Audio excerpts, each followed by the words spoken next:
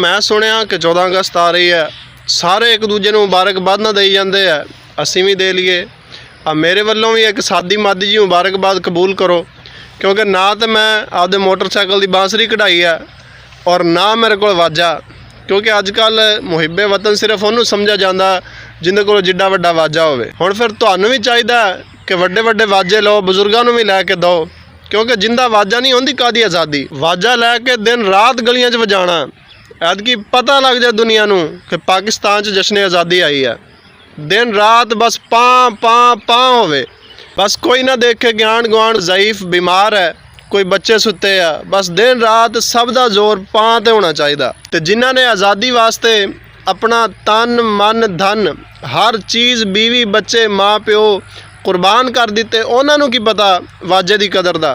इस वास्ते सारे दोस्त वाजा लो, हर बंदे कोले वाजा होना चाहिए। तो जेड़ा कोई वड्डा या बजुर्ग तुहानूं नसीहत करे, वाजा वजाण तो मना करे, जदों दूर जाके चुप करके बह जाए ना, उहदे कान च जाके इन्नी जोर नाल पाँ करो भी उन्होंने पता लगे कि आज़ादी कहंदे किनू ने।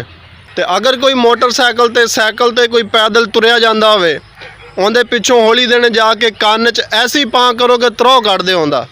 ये कौम नूं जगाओ, कौम तो सुती पई, इहनूं पता नहीं कि वाजा वजा के आज़ादी मनाई दी है, किसी का ध्यान नहीं करना, बस साड़ी सारी तवज्जो वाजे ते होनी चाहिए है। तो जेड़ा तुहानूं कहे ना 14 अगस्त ते बूटा लाओ, उन्होंने कहा बूटा बकरी खा जाएगी, असी पाँ तो भी जावांगे तो छां भी रह जाएगी, लिहाजा तुसी अपनी पाँ बचाओ, कोई ज़रूरत नहीं छां करन दी।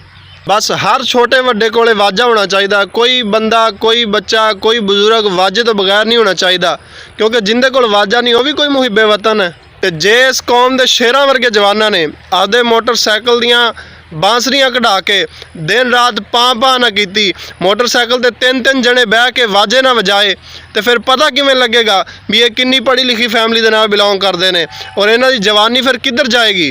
इस वास्ते तो कुर्बानियां दित्तियां गईयां सी भी लोग आज़ाद हो जाण, हर छोटा वड्डा वाजे वजावे, ना किसी मरीज़ का ख्याल करे ना किसी ज़ईफ का ख्याल करे।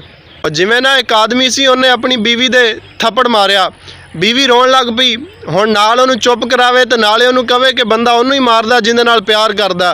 तो बीवी उठी, उन्हें बाला चुक के बंदे दे सिर च मारिया, बंदा मुद्दा होकर थले डिग्या। तो अगों बीवी हस के नाले पानी लैके आई, नाले कहंदी है तू की समझदा, मैनूं तेरे नाल प्यार कोई नहीं।